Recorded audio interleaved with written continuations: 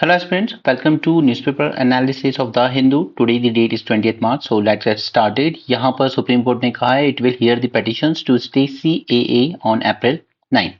Okay, CA के बारे में हम बात कर चुके हैं, हम कंसर्न्स देख चुके हैं। तमिलनाडु का कुछ कंसर्न है तमिल सिटीजन्स को लेकर फ्रॉम जो श्रीलंका से आए रेफ्यूजी कैंप में रह रहे हैं। उसी तरीके से असम का कंसर्न है, असम अकॉर्ड एंड ऑल, और नॉर्थ ईस्ट का कंसर्न है with respect to their ethnic ties with Kukis, right. तो ये तीन मेजर कंसर्न्स हैं। बाकी यहाँ पर सिर्फ रिलीजन को ही सोल क्राइटेरिया बना दिया गया है, नॉन मुस्लिम्स को ही दी जाएगी, तो उसे सुप्रीम कोर्ट उस पर पेटिशन सुनेगा, लेकिन अभी तक उसने स्टे करने से मना कर दिया है। एंड एक बार अगर ये प्रोसेस शुरू हो गया तो इसको आप रोक नहीं सकते। किसी को सिटीजनशिप अगर दे दी तो आप दोबारा रिवोक कर नहीं पाओगे, राइट। तो सुप्रीम कोर्ट जल्दी यहाँ पर सुनवाई करेगा on April 9। CA rules operate solely on the basis of religious identity. Once the process of granting citizenship start under CA rules, it cannot be reversed. And CA rules have done away with scrutiny of applications of citizenship by district collectors. पहले district collectors के पास ये power थी, जैसा कि हमने असम में जब NRC हुई थी तब देखा था। तो वहां से डिस्ट्रिक्ट कलेक्टर स्टेट्स के हाथ से ले ली गई है और सीधे अब ये सेंटर के हाथ में आ गई है, राइट। यहाँ पर देखिए ILO का डेटा ये बोलता है that force labour generates illegal profits worth $36 billion per year, increase of 37% of such illegal profits. अब ये फोर्स लेबर स्मॉल कंट्रीज में चलता ही है, जैसे हमारे यहाँ भी अगर आप ब्रिक क्लिंस वगैरह में देखेंगे तो छोटे छोटे बच्चों को वहां पे जबरदस्ती काम कराया जाता है, राइट। ये वो एक फोर्स लेबर का ही फॉर्म है। तो इंडिया में भी ऐसा नहीं है कि ये प्रेवलेंट नहीं है, अभी भी है। Eastern Bihar, eastern UP Bihar में देखेंगे आप, वहां मिलेगा आपको। झारखंड में जाइए वहां मिलेंगे आपको इस तरह की चीजें, राइट। बट इंटरनेशनल लेवल पर भी अच्छा खासा प्रेवलेंट है। वो प्रेवलेंट मोस्टली इसलिए हुआ है क्योंकि रेफ्यूजी क्राइसिस बहुत ज्यादा हो रहे हैं वर्ल्ड ओवर। लोग अफ्रीकन कंट्रीज से भागकर कोई यूरोप की तरफ जा रहा है, कोई साउथ अमेरिका की तरफ जा रहा है, और वहां पर फिर इनको एज अ फोर्स लेबर ही काम करवाया जाता है, राइट। तो जैसे लास्ट ईयर सुसाइड पे एक मेंस में क्वेश्चन आया था, आप एक्सपेक्ट कर सकते हैं कि इस बार रेफ्यूजी क्राइसिस होने की वजह से अल्टीमेटली फोर्स लेबर की सिचुएशन और ज्यादा इंक्रीज हुई है। तो आप फोर्स लेबर को प्रिपेयर करेंगे अपने मेंस पॉइंट ऑफ व्यू से, okay? एक प्रोबेबल क्वेश्चन बनता है वो। Tamil Nadu startup to launch its first rocket on Friday. इसके बारे में आपसे भी थोड़ी देर में बात करूंगा इन डिटेल। यहाँ पर 20 लाख सिम कार्ड जो चल रहे हैं, they have fake proof ID, ठीक है। आप लोग कई बार आईडी देते हैं शॉपकीपर्स को, हो सकता है कि आपकी आईडी पर उसने दूसरे भी सिम कार्ड इशू कर रखे हो, खुद के लिए या किसी और के लिए। तो आप जा सकते हैं एक पोर्टल पर, जो गवर्नमेंट का ही पोर्टल है, टैफकॉप। आप इस पे जाकर अपना नंबर डालेंगे, एक ओटीपी आएगा, उसको यूज करेंगे और ये आपको पूरा बता देगा कि आपकी आईडी पर कितनी सिम चल रही है, राइट। आप चेक कर सकते हैं वहां से। और अगर आपकी आईडी पर कोई ऐसी सिम या ऐसा नंबर चल रहा है जो आपके नॉलेज में नहीं है, तो आप वहां से सिर्फ डिलीट का ऑप्शन सेलेक्ट करेंगे और वो नंबर बंद हो जाएगा। फिर आप एक बार इस पे विजिट जरूर करें। अडानी एयरपोर्ट की बात करते हैं, तो खैर अडानी एयरपोर्ट में हमें इंटरेस्ट नहीं है, but I want to tell you is that जब मोदी गवर्नमेंट आई थी तब यूपीए गवर्नमेंट ने रूल बनाए थे कि कोई भी एक कंपनी तीन से ज्यादा एयरपोर्ट नहीं ले सकती, राइट। बट अडानी ग्रुप के पास 6 बड़े एयरपोर्ट हैं आज इंडिया में, Jaipur, Ahmedabad, Delhi, Mumbai and so on. तो ये रूल्स चेंज कर दिए गए थे अडानी ग्रुप के लिए। ये रूल्स चेंज किए गए थे। पहले रूल था सिर्फ 3 एयरपोर्ट एक कंपनी के पास हो सकते हैं, ताकि एक मोनोपोली क्रिएट ना हो उसकी। अदरवाइज फिर वो एक्स्ट्रा चार्जेस, एडिशनल और हाई चार्जेस, ये सब इश्यूज सामने निकल कर आएंगे, ऑलराइट। उसके अलावा जीएमआर ग्रुप के पास हुआ करता था मुंबई एयरपोर्ट। अब अगर आप इस मुंबई एयरपोर्ट की टाइमलाइन में जाएंगे ना, तो ये करीब 18 मंथ्स तक इस पे अलग अलग तरीके से रेट डाली गई जीएमआर ग्रुप पर, और फिर उसको फोर्स किया गया और 1.5 साल बाद जाकर उसने अपने सारे शेयर, सारी जितनी भी उसका अथॉरिटी थी मुंबई एयरपोर्ट पर, वो अडानी ग्रुप को सेल कर दी। अडानी ग्रुप जब इस फील्ड में उतरा था तब उसका कोई एक्सपीरियंस नहीं था एयरपोर्ट्स ऑपरेट करने का। द सिंपल थिंग इज कि दूसरी जो कंपनीज में ऑलरेडी लोग काम कर रहे हैं उनके एम्प्लॉयज को ब्रेक करो, अपनी तरफ ले आओ, और गवर्नमेंट का पूरा सपोर्ट था ही। एक तो ये रूल्स चेंज किए गए, दूसरा जेएमआर को जिस तरीके से इनकम टैक्स और ईडी के थ्रू हॉन्ट किया गया और उसको मजबूरी में ये सेल करना पड़ा अपना मुंबई एयरपोर्ट अडानी ग्रुप को, ये दिखाता है कॉर्पोरेट पॉलिटिशियन नेक्सस। ओके, आगे चलते हैं। यहाँ पर कुकीज ने डिमांड किया था कि आप मणिपुर हिल में भी सिविल सर्विस, जो कि अभी आपका यूपीएससी होगा, जो कि अभी पोस्टपोन हो गया है हाल फिलहाल के लिए, ज्यादा नहीं, सिर्फ 21 डेज ही पोस्टपोन हुआ है, 3 वीक्स। ओके, तो यहाँ पर यूपीएससी ने कहा है कि it is not feasible to hold civil service in Manipur hill district. तो अल्टीमेटली कौन सफर करेगा यहाँ पे? कुकीज ओमी स्टूडेंट्स, राइट। एंड ये 21 डेज पे ज्यादा खुश मत होइए, क्योंकि यूपीएससी अपनी मेंस की डेट आगे नहीं बढ़ाएगा बिना वजह। ये 21 डेज जो आपके यहाँ एक्स्ट्रा मिल रहे हैं मेंस में कम मिलेंगे, so be serious about it. Action sought against school staff for taking students to PM rally. कल एक प्राइवेट स्कूल तमिलनाडु में रोड शो कर रहे थे प्राइम मिनिस्टर, वहां पर बच्चों को लेकर गया रोड शो में, ओके। और सिर्फ ऐसा नहीं कि लेके गया, they were seen as dressed as Hindu deities donning saffron coloured cloth strips bearing party symbol. And this is the problem that this party don't give importance to any other thing but elections. The elections and the megalomaniac personality of our PM. Okay. बस वही सब कुछ है और कुछ नहीं. Everything can wait, but PM की image और elections they should not wait. Anyway, IMEC corridor हम ऑलरेडी पूरा इसको डिटेल में देख चुके हैं मेंस 450 प्लस में, बट यहाँ पर एक बार फिर से दिखा देते हैं क्योंकि आप डेफिनेटली एक्सपेक्ट कर सकते हो कि यहाँ से आपको पोर्ट्स पूछे जाएंगे। कौन सा पोर्ट का है? Mumbai we all know, Jebel Ali UAE में आता है, अल गुफावत यूएई में, यूएई के 2 पोर्ट हैं, जेबल अली, अल गुफावत, ओके। उसके बाद हरद एंड रियाद, ये सऊदी अरेबिया में है। इसके अलावा अल हदीता हाइफा इजराइल में है एंड पायरियस ग्रीस में। ये 2 आपको डेफिनेटली बहुत इंपॉर्टेंट है, ठीक है, याद रखिएगा। 3 पोर्ट के नाम देकर आपको मैच करने को पूछा जाएगा कौन सा किस कंट्री में, और एक जेबल अली। आई थिंक अगर पूछे जाएंगे तो ये 3 पूछे जाएंगे, बट आप सऊदी अरेबिया को भी साइडलाइन नहीं कर सकते, सो एक बार देख लीजिएगा, ओके। आगे चलते हैं। Absence of Muslim candidate triggers row. कल प्राइम मिनिस्टर ने एक रैली की थी, वहां पर बीजेपी के ही मेंबर हैं, इनको टिकट दिया है बीजेपी ने, मुस्लिम मेंबर है, बट उनको पीएम के साथ यहां पर शेयर करने में मना कर दिया गया। तो वो ठीक है, वो मुस्लिम वाली बात नहीं है, वो आपको हर जगह मिलेगा। पीएम मोदी कहीं भी जाते हैं, वो अपनी खुद की पार्टी के लोगों को भी अपने साइड में खड़े नहीं होने देते हैं, अरे चाहे वो कैंडिडेट ही क्यों ना हो इलेक्शन का। चलिए, ये हमारे लिए बहुत इंपॉर्टेंट टॉपिक है, इसको हम पूरा डिटेल में जानेंगे। Tamil Nadu startup to launch its first rocket on Friday. इसमें हमें 2-4 चीजें जाननी होंगी। First thing is in space, जो हमने प्राइवेट सेक्टर पार्टिसिपेशन को बढ़ाने के लिए एक सेपरेट बॉडी स्टैब्लिश की है, इन स्पेस, हम इसके बारे में जानेंगे। और ये सारे लियो अर्थ ऑर्बिट के बारे में जानेंगे हम, क्योंकि ये जो भी ये प्राइवेट फर्म कर रहे हैं, एक ये कर रहा है, और इससे पहले भी एक और प्राइवेट फर्म था स्काई रूट, वो उसने भी टेस्ट किया था, फर्स्ट प्राइवेट रॉकेट उसने लॉन्च किया था, ठीक है। लेकिन ये दोनों ही सब ऑर्बिटल फ्लाइट थी, तो इसके बारे में जानेंगे ये क्या होती हैं, ओके। इसके बाद हम स्काई रूट यानी कि हमारा फर्स्ट रॉकेट विक्रम एस नाम से गया था, और दूसरा ये अब जाएगा अग्निबाण नाम से, ये अग्निकुल कंपनी लॉन्च करेगी। तो ये चारों टॉपिक्स हम अभी डिटेल में करेंगे ताकि आपका प्रीलिम्स के पॉइंट ऑफ व्यू से भी ये चीजें कवर हो जाए। चलिए, सबसे पहले इन स्पेस के बारे में जानते हैं क्विकली। अब एग्जाम आपका नजदीक है तो ऑब्वियसली बात है, आपने ये सब चीजें पढ़ रखी होंगी।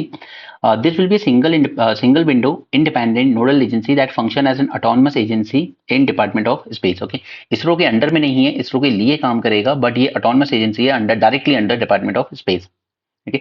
स्पेस सेक्टर में हमने रिफॉर्म्स लिए थे to facilitate the participation of private players. जैसे फॉरेन कंट्रीज में देखते हैं जब, तो स्पेस एक्स जैसी कई बड़ी बड़ी कंपनीज हैं। In space is responsible to promote, enable, authorize और supervise various space activities of non-governmental entities। ISRO mostly government के प्रोजेक्ट्स को हैंडल करता है, इन स्पेस करेगा प्राइवेट प्रोजेक्ट्स को हैंडल, जैसे building launch vehicle and satellites and providing space based services, sharing space infrastructure and premises under control of department of state और इसरो। इसरो यहाँ पर अपने जो इंफ्रास्ट्रक्चर है, लॉन्चिंग स्टेशन, लॉन्चिंग साइट्स वगैरह, वो शेयर करेगा इन प्राइवेट के साथ, ताकि उनको एक हैंड होल्ड सपोर्ट दिया जा सके। Establishing of new space infrastructure, एक प्राइवेट लॉन्चिंग पैड बनाया भी गया है, इसी ने बनाया है, अग्निकुल ने।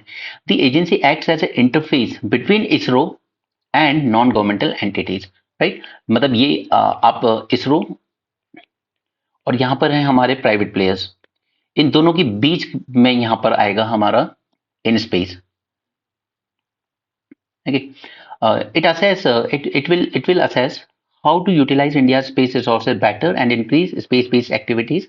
It also assess the needs and demand of private players, including educational, research institution। जैसे कई बार रिसर्च इंस्टीट्यूशन अपनी अपनी सैटेलाइट लॉन्च करते हैं, पहले इसरो के थ्रू करते थे, अब इन स्पेस के थ्रू करेंगे, लेकिन इसरो का ही इंफ्रास्ट्रक्चर यूज करके।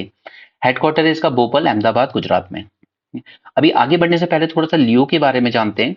सी, लो अर्थ ऑर्बिट की जब बात आ रही है, दैट मीन्स कहीं ना कहीं जब हम वर्टिकली ऊपर जा रहे हैं अर्थ से, तो हम उस एल्टीट्यूड की बात कर रहे हैं, उस ऊंचाई की बात कर रहे हैं which is less than 1000 kilometre, okay, but 1000 kilometre की मैक्सिमम लिमिट है, ये उससे भी नीचे 160 किलोमीटर तक भी हो सकता है।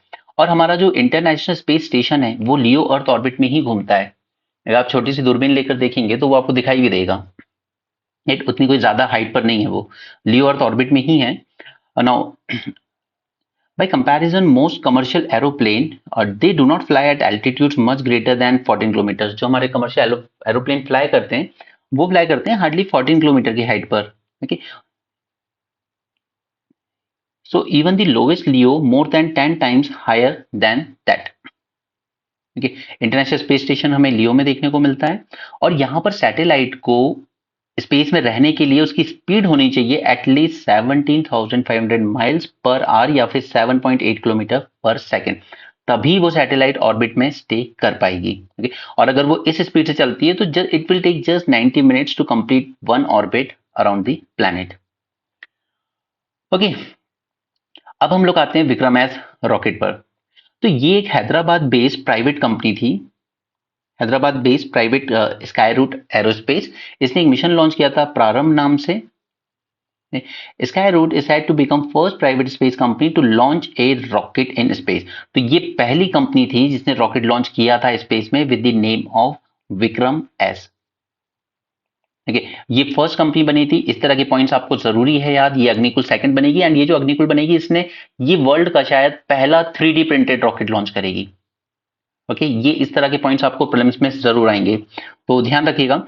एंड इंपॉर्टेंट थिंग इज कि सब ऑर्बिटल स्पेस फ्लाइट होगी, यानी कि लियो में भी ज्यादा ऊपर नहीं जाएंगे। लियो हमारा शुरू हो रहा है ऑलमोस्ट 140 किलोमीटर से, उसके भी नीचे से ही बस घूम के आ जाएंगे जस्ट टू चेक कि हाँ हमारा ये काम करेगा। यानी कि आप कह सकते हो कि कमर्शियल फ्लाइट प्रॉपर लॉन्च करने से पहले पहले का एक स्टेप होता है ये जस्ट सब ऑर्बिटल फ्लाइट।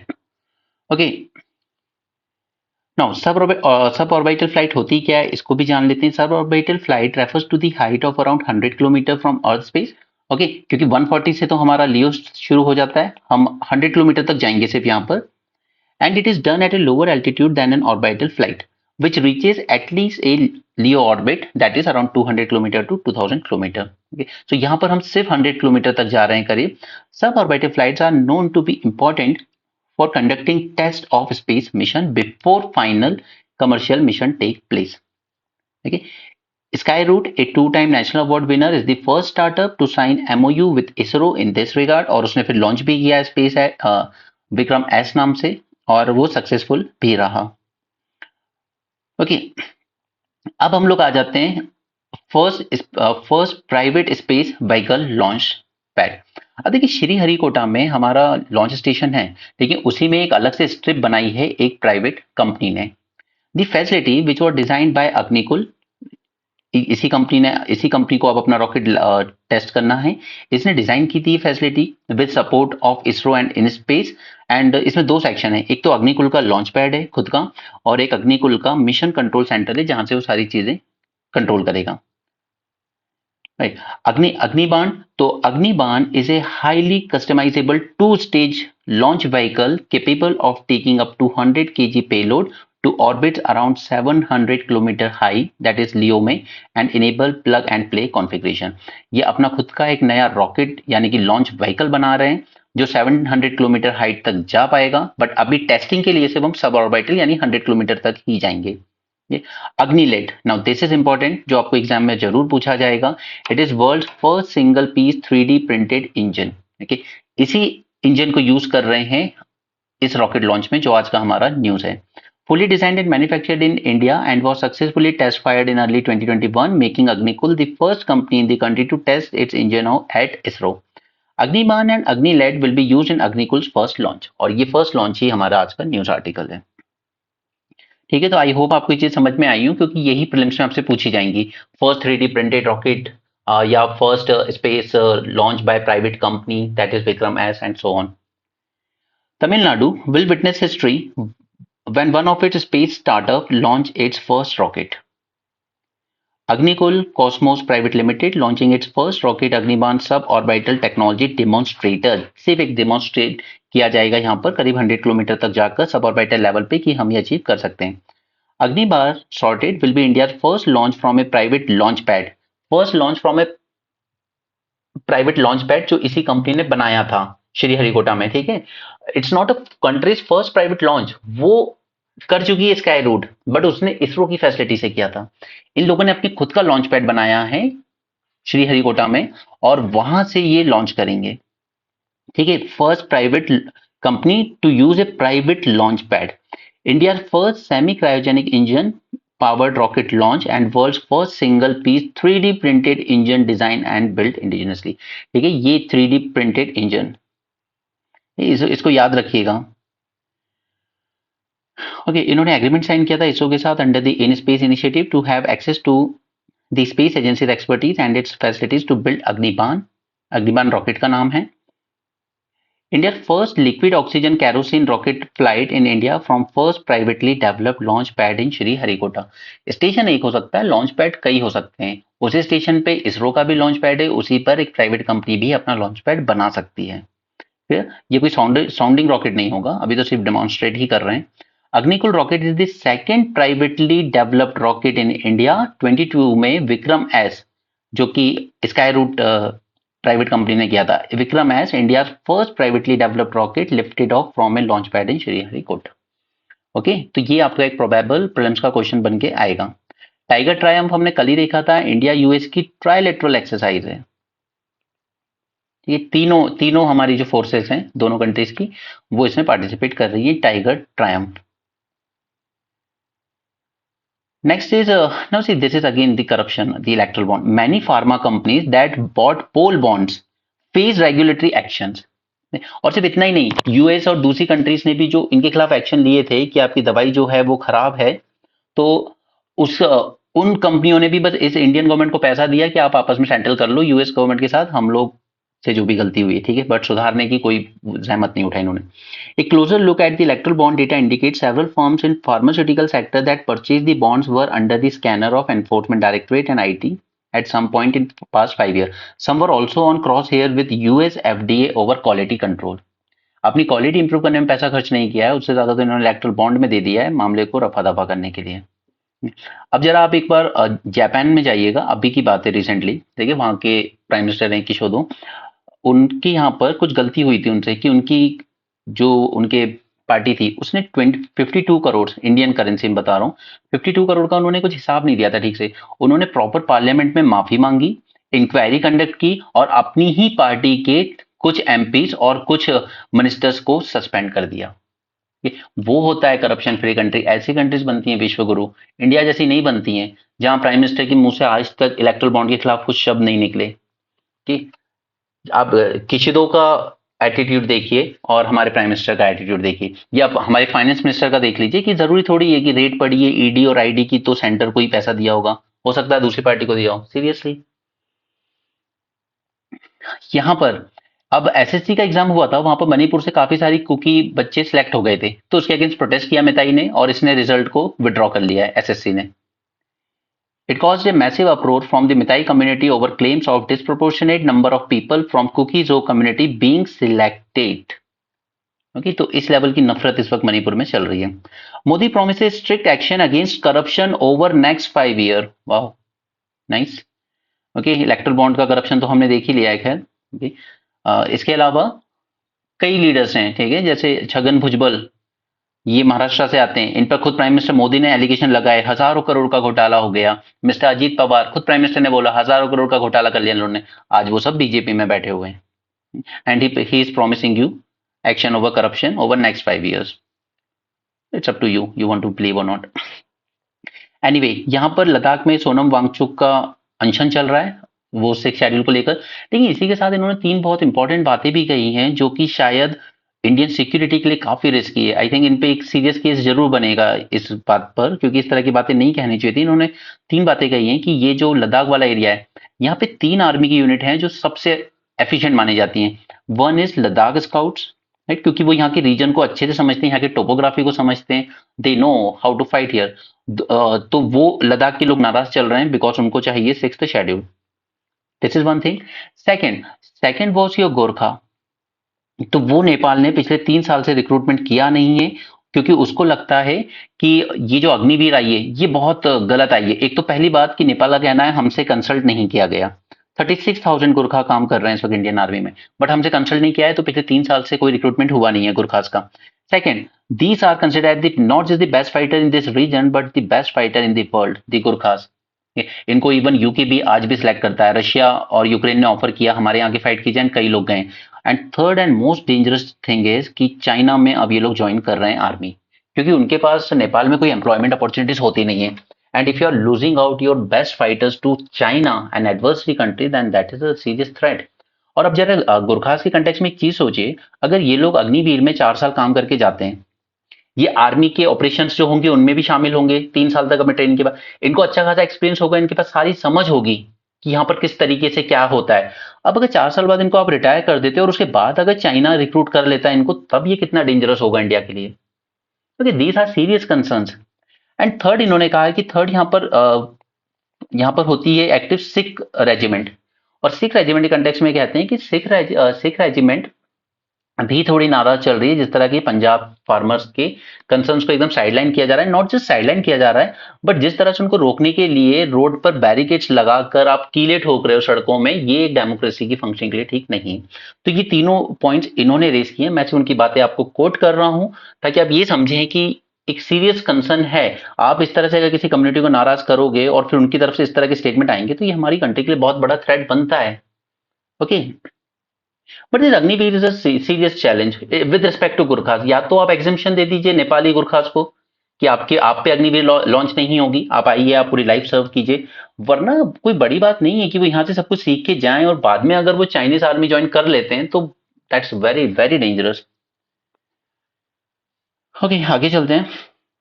ये मैंने आपको बताया था, ये किसी की बात को मिसकोट करना कोई प्राइम मिनिस्टर से सीखे, बहुत अच्छे से मिसकोट करते हैं। उन्होंने शक्ति यानी कि एक ऐसी ताकत जो हमारे इंडिपेंडेंट इंस्टीट्यूशन, ऑटोनमस इंस्टीट्यूशंस को हार्म कर रही है, एंड इन्होंने कह दिया कि ये तो एंटी विमेन है, ये एंटी हिंदू स्टैंड है कांग्रेस का। तो this is very bad bad politics. Railway earn 1230 crore from cancelled waiting list tickets in span of 30 years. अब एक बात बताइए, पहली बात तो कि आप इतनी वेटिंग लिस्ट बनाते क्यों अगर आपको लगता है कि ये कैंसिल ये क्लियर नहीं हो पाएगी, राइट। इसके बाद जब हम लोग टिकट बुक करते हैं तो एक तो ये 150 रुपीज आपका कट करेंगे कि आपका टिकट अब कैंसिल हुआ है, तो हम आपको इतना छोड़ के बाकी लौटा रहे हैं। नेक्स्ट थिंग इज कि हम जब इसको यूज कर रहे हैं तो हमें इस पे जीएसटी भी देना पड़ता है, वो जीएसटी रिटर्न होके नहीं आएगा आपको। एंड थर्ड थिंग इज कि आप जब किसी भी प्लेटफॉर्म के थ्रू बुक कर रहे हो तो आप उस पर प्लेटफॉर्म फी अराउंड 30-40 रुपीज भी देते हो। ये इतना लॉस आपको सफर करना पड़ता है without any fault of yours.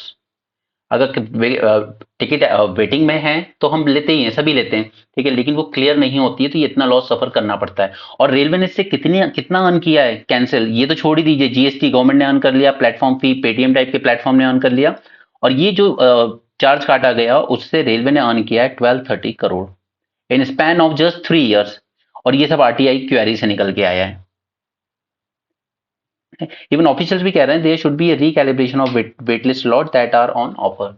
आप उतनी ही वेटिंग लिस्ट ऑफर कीजिए जितनी क्लियर होने के चांसेस हैं, हद से ज्यादा मत कीजिए, राइट। बट करना पड़ेगा इनको, अर्न नहीं करेंगे तो फिर प्राइम मिनिस्टर के इतने महंगे महंगे 3D और 2D कटलेट्स आप कैसे लगाओगे। जनता का पैसा तो इसी सब में यूज हो रहा है ना, बट जनता खुश है तो let them enjoy. Force labour की बात करते हैं। इंटरनेशनल लेबर ऑर्गेनाइजेशन है, ये 1929 में बना था, मतलब प्री इंडिपेंडेंट है, काफी पहले से चला आ रहा है, राइट। कि force labour generate illegal profits worth $36 billion per year. This is an increase of 37% of such illegal profit since 2014, and most importantly the force commercial sexual exploitation accounts for 2/3, that is 73% of illegal profit. देखिए, ये force sexual exploitation से कुछ चीजें हैं जिनके लिए सजा बहुत छोटी है, बड़ी होनी चाहिए। ये बच्चा चोरी, जिसे हम किडनैपिंग, ओके, चिल्ड्रंस किडनैपिंग या children trafficking, even organ trafficking. कुछ साल पहले एक टैंकर मिला था, वो पानी का टैंकर होता है ना, जिसमें पानी घर पहुंचाया जाता है, उसमें कई सारे छोटे बच्चों की बॉडीज मिली थी, पूरे पे कट मार्क्स थे, ऑर्गन्स निकाले गए थे। ठीक है, बात इतने बड़े बड़े मैटर्स को भी दबा दिया जाता है। बिहार में खुद एक रन किया जा रहा था, एक ऑर्फनेज बच्चियों का, और वहां से पकड़े गए थे क्योंकि 13-13 साल की बच्चियों को बड़े बड़े ऑफिसर्स और पॉलिटिशियंस के पास भेजा जाता था। इस लेवल का स्कैंडल था वो। उसके बाद भी जो उस ऑर्फनेज को रन करता था वो आदमी इतनी शान से जा रहा था, और उसकी वाइफ को टिकट भी दे दिया जेडीयू ने, और वो जीत भी गई। ये है हमारी वोटर का अवेयरनेस। एनीवे साइंस पेज पे आज कुछ खास नहीं है, ये सब बोल रहे हैं नॉमेनक्लेचर चेंज करने से कुछ फायदा होगा या कैंसर का, तो ये फालतू के इनके ओपिनियंस हमें नहीं जानने। अगर कुछ डेफिनेट आता है तो हम बात करेंगे इसके बारे में, बाकी इसमें ऐसा कुछ नहीं है। Election commission needs a selection panel free of executive bias. तो मैं सिलेक्शन पैनल के बारे में आपको बता ही चुका हूं, पहले हम डिस्कस कर चुके हैं इस बिल को। यहाँ पर तीन ही लोग हैं, प्राइम मिनिस्टर, एक कैबिनेट मिनिस्टर और एक लीडर ऑफ अपोजिशन। 2-1 मेजोरिटी से गवर्नमेंट की ही मर्जी चल रही है, अब भी इसमें कोई फर्क नहीं आया है। जब तक ये कैबिनेट मिनिस्टर वापस से रिप्लेस नहीं होगा सीजेआई से, तब तक इसमें कोई इंप्रूवमेंट नहीं है, एज इट इज ही चलेगा। गवर्नमेंट का ही बायसनेस देखने को मिलेगा हमें। यहाँ पर वेचुर काउ, क्योंकि यहाँ पर एक डॉक्टर हैं, उनको अभी वो मिला था पद्मश्री, राइट, तभी थोड़ा सा न्यूज में आया था, क्योंकि उन्होंने एक ब्रीड है इंडिजिनस कैटल की, that is known as Vechur cow, उसको प्रोटेक्ट करने में कुछ इंपॉर्टेंट रोल प्ले किया था। क्योंकि हुआ क्या है कि व्हाइट रेवोल्यूशन की जब बात आई ना, हमने हमें हमारा पूरा गोल किस पे था, हमें मिल्क का प्रोडक्शन बढ़ाना है, प्रोडक्शन इंक्रीज करना था। So what has happened in this case is, ये हमने क्रॉस ब्रीडिंग शुरू कर दी, एक इंडिजिनस काऊ की और दूसरी तरफ ऐसे बुल्स की जो कि ज्यादा प्रोडक्टिव हो सके। और इससे क्या हुआ कि हमारी जो इंडिजिनस वैरायटीज थी और जो बायोडाइवर्सिटी थी उनकी, या जो डाइवर्सिटी थी इनमें, वो लॉस हो गई।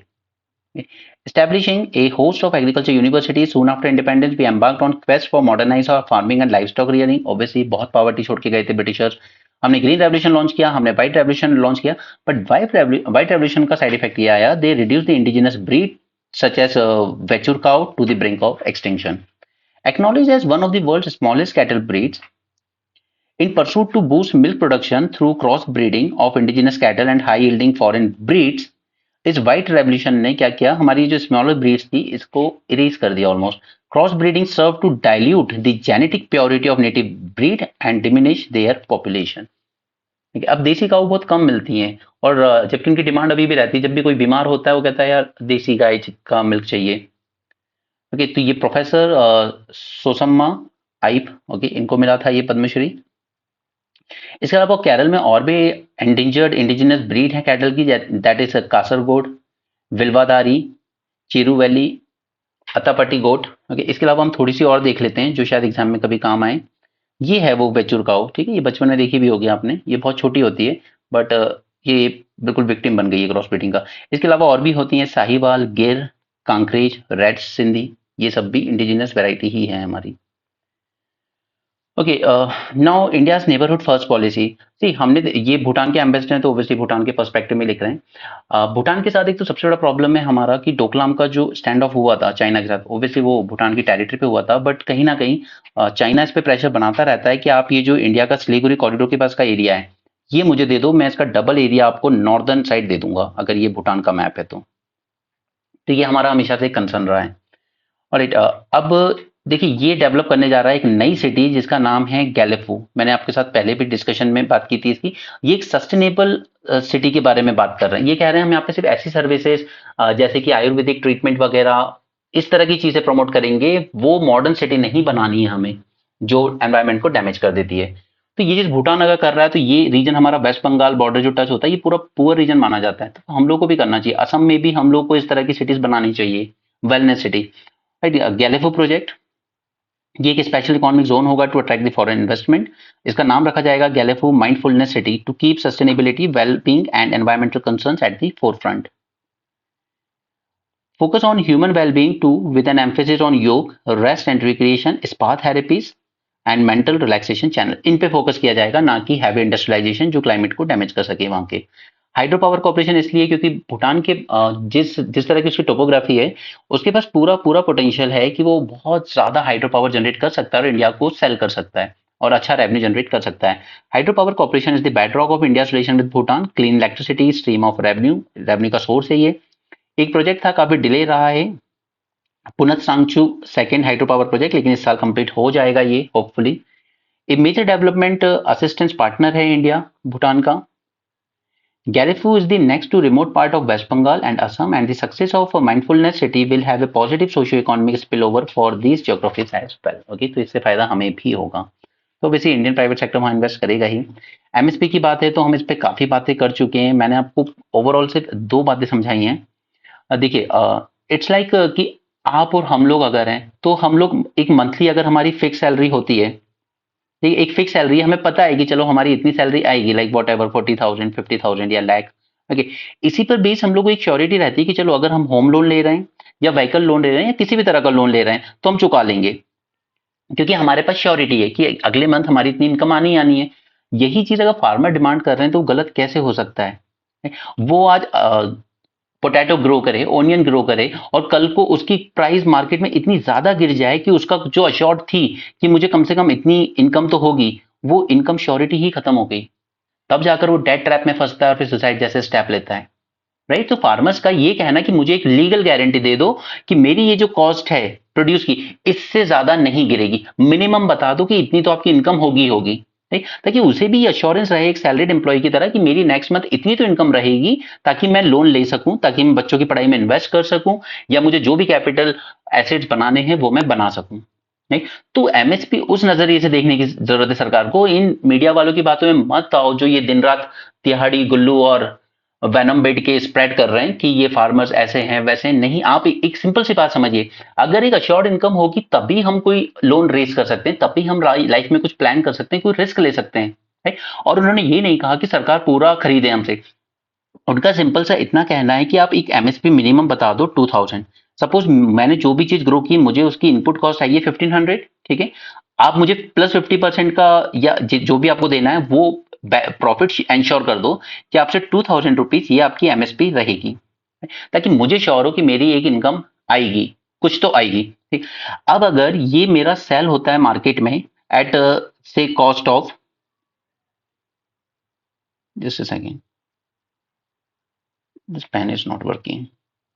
अगर ये सेल होता है 1800 में, लाइक प्राइवेट वाले मुझसे 1800 में खरीद रहे हैं, कोई दिक्कत नहीं, आप 1800 में खरीदो, लेकिन मुझे मुझे लॉस ना हो उसके लिए सरकार ये जो 200 रुपए का डिफरेंस है वो मुझे पे कर दे डायरेक्टली मेरे अकाउंट में, ताकि जैसे एक सैलरीड एम्प्लॉय की इनकम फिक्स होती है कि आपको 2000 रुपीज आएगा ही आएगा, उसी तरह मुझे भी एक सर्टेनिटी हो कि मुझे इतना आएगा, ठीक है। ये 2000 सरकार मुझे पे कर सकती है, सिर्फ उस केस में करेगी जब ये प्राइसेस इससे कम होंगे एमएसपी से, और ऐसा हमेशा नहीं होता है। अभी भी फार्मर, ये तो पहली बात तो ये सिर्फ 6% लोगों को फायदा पहुंच रहा है एमएसपी का, फर्स्ट थिंग, तो वैसे बेनिफिट फार्मर्स तक पहुंच नहीं रहा है। दूसरी चीज कि हमेशा एमएसपी से नीचे नहीं जाते हैं प्राइस। लास्ट ईयर भी ऑलमोस्ट 83% जो प्रोड्यूस फार्मर का बिका है अलग अलग मंथ में, वो एमएसपी से ऊपर ही बिका है। सिर्फ ये जो 17% जब सेल हुआ, जब एमएसपी से नीचे चले गए थे प्राइस, इसमें आप जो प्राइस डिफरेंस है, प्राइस डेफिशिएंसी, वो सरकार पे कर दे, सिर्फ इतना चाह रहे हैं फार्मर। तो प्लीज इन मीडिया वालों के बहकावे में नहीं आना है। वो आपको इशू समझा नहीं रहे हैं, वो लोग आपको सिर्फ भड़का रहे हैं कि आप ये मान लीजिए ये फार्मर्स गलत है, क्योंकि ये सब चीजें हम न्यूज में देखते रहते हैं। इसीलिए जस्ट बी श्योर कि आप जो बोल रहे हो आपको क्लैरिटी हो चीजों की। चलिए, यहाँ पर एक इंपॉर्टेंट थिंग है पीएम आशा, इसके बारे में जानना जरूरी है क्योंकि इसके 3 इंपॉर्टेंट इनिशिएटिव्स थे इसके अंडर में। फर्स्ट इज प्राइस सपोर्ट, यानी कि एक एमएसपी दी जाएगी। दूसरा प्राइस डेफिशिएंसी, जो मैं आपको बता रहा हूँ 200 रुपीज का जो डिफरेंस आ रहा है वो पे किया जाएगा। और इंसेंटिव दिए जाएंगे प्राइवेट ट्रेडर्स को कि आप एमएसपी पर ही खरीदिए। Okay, the thing is at present farmer hardly gate 30% of the price paid by consumer. आज कंज्यूमर जो पे कर रहा है उसका सिर्फ 30% जा रहा है फार्मर के पास। अब सपोज कीजिए कि मैं आपको टीचिंग कर रहा हूं, अगर मैंने आपसे कोर्स के 3000 रुपीज लिए हैं, इसका अगर मुझे सिर्फ 30% ही मिल रहा है, यानी कि सिर्फ 900 रुपीज, तो is it worth for me to teach? अगर सारा अमाउंट बीच के लोग ले जा रहे हैं, ऐप डेवलपर ले जा रहा है, प्लेटफॉर्म फी ले जा रहा है, इंटरनेट चार्जेस ले जा रहा है या जीएसटी ले जा रहा है, तो क्या 900 में कोई आपको पढ़ाएगा?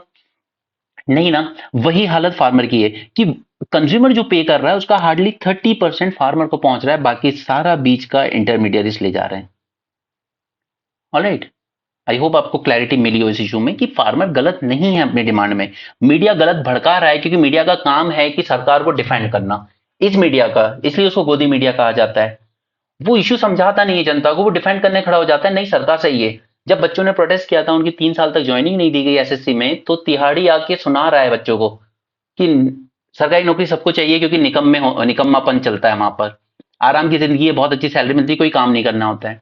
वो सरकार को क्वेश्चन नहीं कर रहा है कि आपने एग्जाम कराया, आपने रिक्रूटमेंट प्रोसेस कंप्लीट कर लिया, 3 साल से बच्चे ज्वाइनिंग लेटर का वेट कर रहे हैं, वो सरकार को क्वेश्चन नहीं कर रहा, वो डिफेंड कर रहा है, वो आप ही को ब्लेम कर रहा है कि आप निकम्मे, आप नकारा हो, आप गवर्नमेंट जॉब की तरफ आते हो। एनीवे, मैं आपको पीएम आशा स्कीम करा देता हूँ, ये हमारे लिए थोड़ा जरूरी है एग्जाम के लिए, but just a second.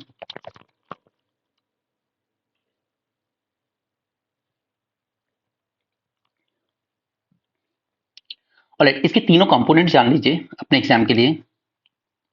First, price support scheme. यहाँ पर central nodal agencies like FCI वगैरह, नाफेड वगैरह, they will procure pulses, oilseeds and copra with a proactive role of state government. FCI, NAFED will implement the scheme. The procurement expenditure and losses due to procurement will be borne by central government. यानी कि state governments इसको procure कर लें, इन तीन items को, pulses, oil seed and copra farmer से, और फिर अगर आपको इसका कोई एक्सपेंडिचर आ रहा है या आपको लॉस हो रहा है कि कम में बिक रहा है मार्केट में लेकिन हम फार्मर से महंगा ले रहे हैं, तो वो जो लॉस होगा वो सेंटर आपको दे देगा। Government will procure 25% of marketable surplus from of farmer for eligible crops. The center has made a provision of around 16,000 crore to be provided as bank guarantee for agencies to procure from the farmer. This is first point. Okay, price support scheme. Second है price deficiency, यानी कि जो भाव में अंतर आ रहा है MSP और मार्केट प्राइस में. The state will provide difference between prices prevailing in Mandi and the MSP. अगर प्राइसेस एमएसपी से नीचे चले गए तो उसका जो डिफरेंस है वो प्रोवाइड कर देगी गवर्नमेंट, और इसमें एलिजिबल हैं सभी तरह के oil seeds. This scheme is modelled on Bhavantar Bhugtan Yojana that has been implemented in Madhya Pradesh as well as Bhavantar Bharpai Yojana जो हरियाणा गवर्नमेंट में ऑलरेडी इंप्लीमेंट हो रही है 2 जगहों पर। ठीक है, इसमें कोई फिजिकल प्रोक्योरमेंट नहीं हो रही है। ठीक है, सरकार कोई आपसे फिजिकली प्रोक्योर नहीं कर रही है। मंडी में अगर आपके प्राइसेस गिर गए हैं एमएसपी से भी नीचे, तो इसके बीच का जो डिफरेंस होगा, जो मैंने आपको एग्जांपल दिया 200 रुपीज का, वो गवर्नमेंट आपको पे कर देगी। गवर्नमेंट कोई प्रोक्योर नहीं करी, और यही इस वक्त जो पंजाब के फार्मर बैठे हैं वो डिमांड कर रहे हैं, तो उनकी डिमांड गलत नहीं है। Now, pilot of private procurement is Scottish stockist scheme in lieu of PSS and PD. ये जो ऊपर के 2 पॉइंट हमने देखे, सर्टेन पायलट डिस्ट्रिक्ट चूज की गई हैं ताकि ये ट्राई किया जा सके। यहाँ पर प्राइवेट एजेंसी ही प्रोक्योर करेंगी oil seeds in coordination with the government, and the selected private agency shall procure the commodity at MSP in the notified market during notified period from the registered farmers in consonance with guidelines where whenever the prices in the market fall below the notified MSP and whenever authorized by state or union government. All right. So please clarity रखिए कि ये MSP legally देना है नहीं देना है और exactly farmers की डिमांड क्या है। हाँ, कुछ डिमांड उनकी गलत है, जैसे वो चाहते हैं लोन वेव कर दिया जाए पूरा, तो ये बीमारी वहीं से आई है जहां पे आपने 15 लाख करोड़ लोन कॉर्पोरेट्स का माफ किया था।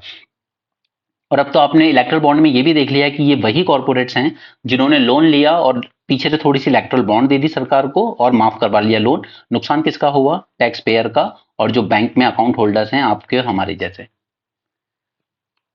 इसके बाद इनका है कि फार्मर को एक पेंशन दी जाए, फार्मर लेबर को, तो वो बनती है यार। फार्मिंग या लेबर का काम एक फिजिकल बैक ब्रेक काम है, ठीक है? एक एज के बाद आप नहीं कर सकते वो, तब वो कहाँ जाएगा? ठीक, तो एक मिनिमम पेंशन डिमांड करना इज नॉट रॉन्ग, एक इंश्योरेंस डिमांड करना again is not wrong. Okay, इसके अलावा इनका एक और कंसर्न था C2 पर हमारी एमएसपी डिसाइड की जाए। तो अभी तो कुछ स्टेट में ऑलरेडी जो प्राइस दिया जा रहा है वो C2 से 50% ऊपर ही चल रहा है, ठीक है, कुछ स्टेट में। तो इसका हमने एक और पहले डिस्कशन देखा था, उसमें हमने बात की थी कि इसका सॉल्यूशन सिर्फ एक ही है कि आप यील्ड बढ़ाइए अपने यहाँ की। That means productivity per hectare अगर हम इंक्रीज कर लेंगे तो ये भी अचीव हो जाएगा। जी, तो बेटर है कि मीडिया ये बातें समझाए rather than giving a fake illusion कि ये सब बेकार है, इससे आपकी मार्केट में महंगाई हो जाएगी, 25 से 30% चीजें महंगी हो जाएंगी, क्या आप खरीदने को तैयार हैं? ये तिहाड़ी का सवाल था। क्योंकि इस तरह के पत्रकार हैं हमारे यहाँ जो भड़काना जानते हैं, लड़ाना जानते हैं, लेकिन समझाना नहीं जानते। इलेक्ट्रल बॉन्ड के डेटा पे ऑलरेडी हम काफी बात कर चुके हैं, अब दोबारा नहीं करनी है, ठीक है। वो जब एसबीआई इस पे नंबर्स दे देगा ना, सीरियल नंबर, तब एग्जैक्टली पता चलेगा किस पार्टी को किस कंपनी ने फंडिंग दी है। ओके, ये बाकी सब बातें कुछ इतनी बड़ी नहीं है। यहाँ पर अब तो यूएन भी कह रहा है कि इजराइल ने स्टारवेशन को यूज कर रहा है as a weapon of war, वो पूरी पॉपुलेशन ही साफ करने वाला है गाजा की। ओके, एक फेमाइन सिचुएशन बन गई है, खाना तो छोड़िए, पीने तक के पानी की भी दिक्कत हो गई है।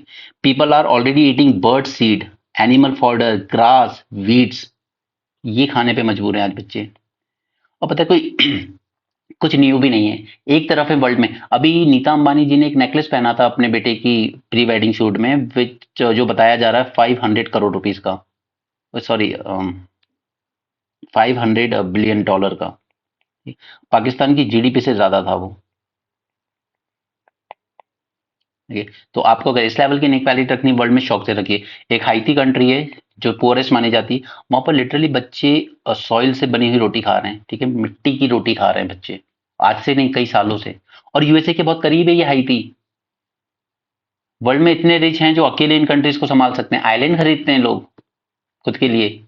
ये नतीजे होते हैं इनइक्वालिटी के। हमारे इंडिया में बहुत तेजी से इनइक्वालिटी बढ़ा रहे हैं हम लोग, आई डोंट नो नतीजे कैसे आएंगे। Fighting on halt on border with Pakistan, ये तालिबान ने कहा है, तो इनके बीच थोड़ा इशू चल रहा था, बट अभी तक इन लोगों ने कुछ ज्यादा नहीं किया। एंड नाउ ये लिख के रख लो, this Philippine will be the next Ukraine. Okay, Philippine USA की बात में बहुत ज्यादा असर्टिव हो रहा है, बट जेन्युइन भी है। साउथ चाइना सी में चाइना ने बहुत परेशान कर रखा है, लेकिन फिलीपींस अकेला उससे लड़ ले या उसको रोक ले, उसके बस की बात नहीं है। क्योंकि तो यूएसए उसको बैक एंड से तो सपोर्ट दे ही रहा है, बट यूएसए का नेचर हम वहां देख ही चुके हैं यूक्रेन में। पहले आपको आगे करेगा कि मैं खड़ा हूं, चलो चलो, फिर हट जाता है। नाउ ये कौन सा रिलीजन है और ये कौन सी आस्था है, आई डोंट नो। यहाँ पर ये लोग अपने ही सीने में ये केरी यानी कि एक ट्रेडिशनल डैगर ये इंसर्ट करते हैं to perform the Gurek, a self stabbing ritual in Indonesia. Bolivia seizes $450 million of cocaine. Drugs का कंजम्पशन बहुत बढ़ रहा है, बहुत तेजी से बढ़ रहा है। इंदौर चले जाइए, दिल्ली चले जाइए, इंडिया में भी बहुत इजीली मिल रहा है आजकल। North Korea Kim supervise test of rocket launchers. North Korea ये हमेशा चाइना और रशिया इसको एक प्रॉक्सी की तरह यूज करते हैं to exert pressure on USA, बाकी उसकी बस की नहीं है। जीएम पोर्टल, देखिए ये एक पोर्टल है जहां पर अगर आप सेलर हो, छोटे मोटे इंडस्ट्रियलिस्ट हो, तो आप अपने आप को रजिस्टर कर सकते हो। और गवर्नमेंट, चाहे वो सेंट्रल गवर्नमेंट हो, स्टेट गवर्नमेंट हो या लोकल गवर्नमेंट हो, ये जब भी कुछ प्रोक्योर करेंगी, जैसे सरकारी अफसरों के लिए गाड़ियां खरीदनी है, ठीक है, या सरकारी अफसरों के घरों के लिए फर्नीचर खरीदना है, तो आप वहां पर बिड कर सकते हो कि मैं सेल कर सकता हूँ। Junior Government Procurement Portal (GEM) is looking to encourage more and more startups and small and micro enterprises to list them as seller. 23,000 startups ने अब तक रजिस्टर किया हुआ है यहाँ पर। 1.5 lakh buyers across 3 tiers of government, central, state और local government. We have a base of 21 lakh sellers, so that is good thing. और उसी के साथ साथ ये आपको कोलेटरल फ्री लोन भी देता है up to 10 lakh to startups and entrepreneurs at interest rate up to 10% and will be approved with 10 minutes. Interest rate 10% launch मांगा जाता है, ठीक है। मर्सिडीज खरीदने जाएंगे ना, उस पे इससे कम मिलेगा। हमने इंडो पैसिफिक इकोनॉमिक फोरम की बात की थी, ठीक है, इसके इसके पिलर्स की बात की थी। उसी में से एक और पिलर हमने अब ज्वाइन कर लिया है। 4 पिलर है, जिसमें से एक हम लोग अगेंस्ट में है थोड़ा सा, जो कि ट्रेड से रिलेटेड है। 4 पिलर्स में connectivity and digital trade, we are okay with this. Resilient supply and chain, we are okay with this as well. Clean energy, no issue, and corruption free and fair trade.